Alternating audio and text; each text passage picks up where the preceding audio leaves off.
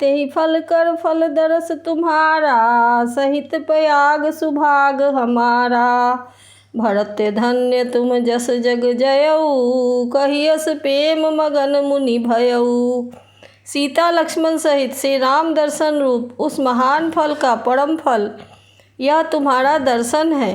प्रयागराज समेत हमारा बड़ा भाग्य है। हे भरत, तुम धन्य हो, तुमने अपने यश से जगत को जीत लिया है। ऐसा कहकर मुनि प्रेम में मग्न हो गए। सुनि मुनि बचन सभासद हर्षे, साधु सराहि सुमन सुर बरसे। धन्य धन्य धुनि गगन पयागा, सुनि सुनि भरत मगन अनुरागा। भरद्वाज मुनि के वचन सुनकर सभासद हर्षित हो गए। साधु साधु कहकर सराहना करते हुए देवताओं ने फूल बरसाए। आकाश में और प्रयागराज में धन्य धन्य की ध्वनि सुन सुनकर भरत जी प्रेम में मग्न हो रहे हैं। पुलक गात ही राम सिए, सजल सरोरुह नैन। करि प्रणाम मुनि मंडली, बोले गद गद बैन। भरत जी का शरीर पुलकित है, हृदय में श्री सीता राम जी हैं और कमल के समान नेत्र जल से भरे हैं। वे मुनियों की मंडली को प्रणाम करके गदगद वचन बोले।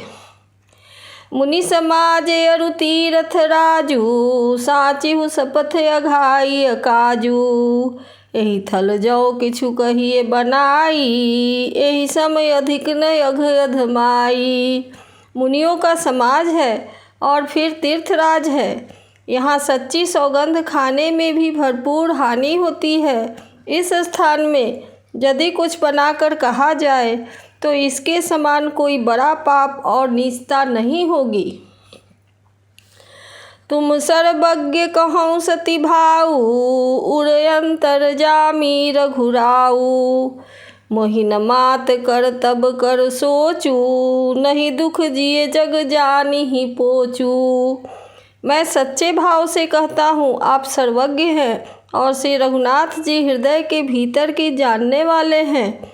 मैं कुछ भी असत्य कहूँगा तो आपसे और उनसे छिपा नहीं रह सकता। मुझे माता कैकेयी की करनी का कुछ भी सोच नहीं है और न मेरे मन में इस बात का दुख है कि जगत मुझे नीच समझेगा। नाहिन डर बिगड़ही परलोकु, पितहु मरण कर मोहि नहीं शोकु। सुकृत सुजस भरी भुवन सुहाए, लक्ष्मण राम सरिस सुत पाए।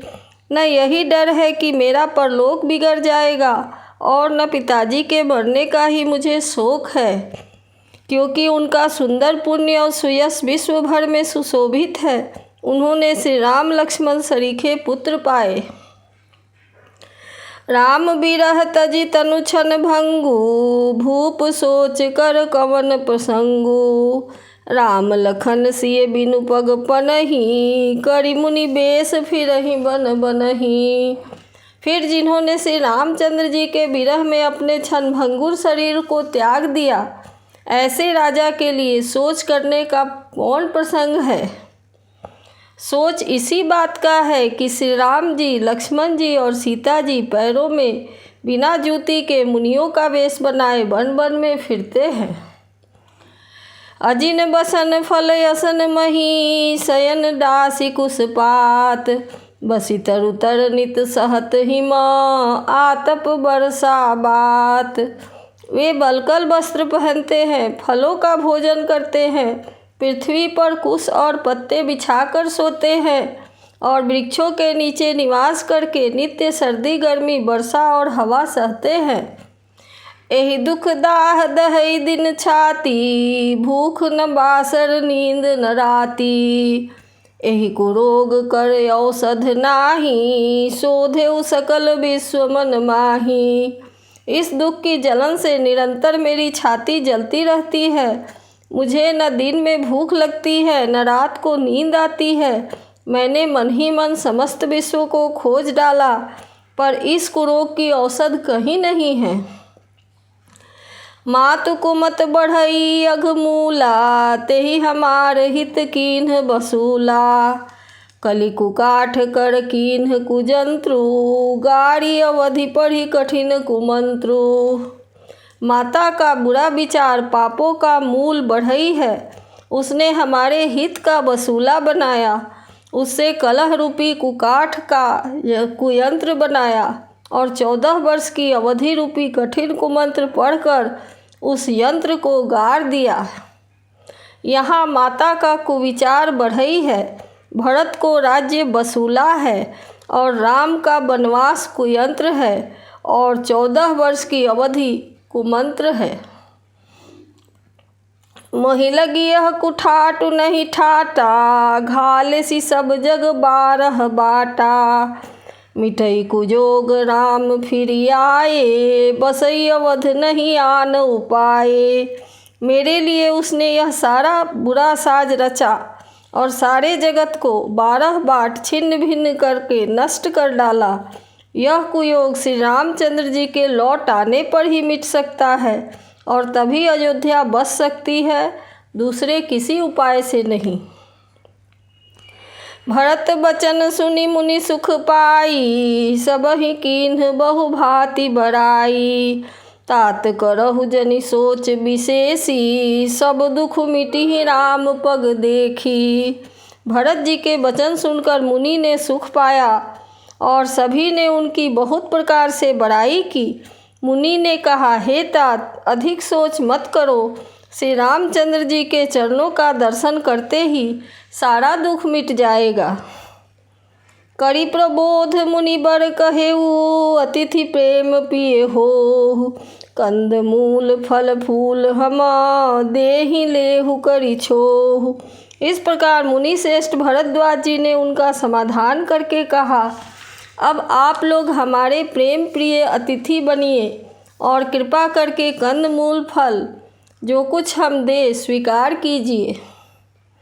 सुनि मुनि बचन भरत ही सोचू, भयउ कु अवसर कठिन सकोचू। जानि गरुई गुर गिरा बहोरी, चरण बंदी बोले कर जोड़ी। मुनि के वचन सुनकर भरत के हृदय में सोच हुआ कि यह बेमौके बड़ा बेढब संकोच आ पड़ा। फिर गुरुजनों की वाणी को महत्वपूर्ण समझकर चरणों की वंदना करके हाथ जोड़कर बोले, सिर धरि आयसु करिए तुम्हारा, परम धर्म यह नाथ हमारा। भरत बचन मुनि बर मन भाए, सुचि सेवक शिष निकट बुलाए। हे नाथ, आपकी आज्ञा को सिर चढ़ाकर उसका पालन करना यह हमारा परम धर्म है। भरत जी के ये वचन मुनि श्रेष्ठ के मन को अच्छे लगे। उन्होंने विश्वास पात्र सेवकों और शिष्यों को पास बुलाया। चाहिए कीन्ह भरत पहुनाई, कंद मूल फल आन हो जाई। भले ही नाथ कही तीन सिर नाये, प्रमुदित निज निज काज सिधाए। और कहा कि भरत की पहुनाई करनी चाहिए, जाकर कंद मूल और फल लाओ। उन्होंने हे नाथ बहुत अच्छा कहकर सिर नवाया और सब बड़े आनंदित होकर अपने अपने काम को चल दिए। मुनि ही सोच पाहुन बर नेवता, तस पूजा चाहिए जस देवता। सुनि रिधि सिद्धि अनिमादिक आई, आयस होई सो करई गोसाई। मुनि को चिंता हुई कि हमने बहुत बड़े मेहमान को न्योता है, अब जैसा देवता हो वैसी ही उसकी पूजा भी होनी चाहिए। यह सुनकर रिद्धियाँ और अनिमादी सिद्धियाँ आ गईं और बोली, हे गुसाई, जो आपकी आज्ञा हो सो हम करें। राम बिरह व्याकुल भरत, सानुज सहित समाज। पहुनाई करी हरहु श्रम, कहा मुदित मुनिराज।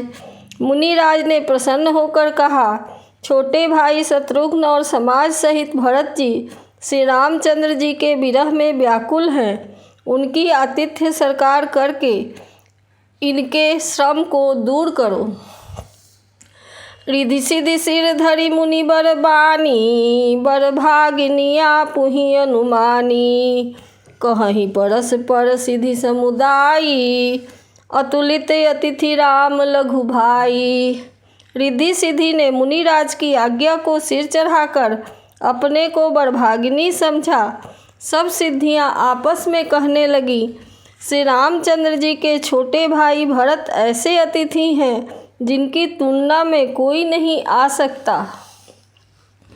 मुनिपद बंद करिए सोई आजू, होई सुखी सब राज समाजू। अस कही रचे रुचिर गृह नाना, जेहि बिलो की बिल खाहि बिमाना। अतः मुनि के चरणों की वंदना करके आज वही करना चाहिए जिससे सारा राज समाज सुखी हो। ऐसा कहकर उन्होंने बहुत से सुंदर घर बनाए जिन्हें देखकर विमान भी बिलखते हैं।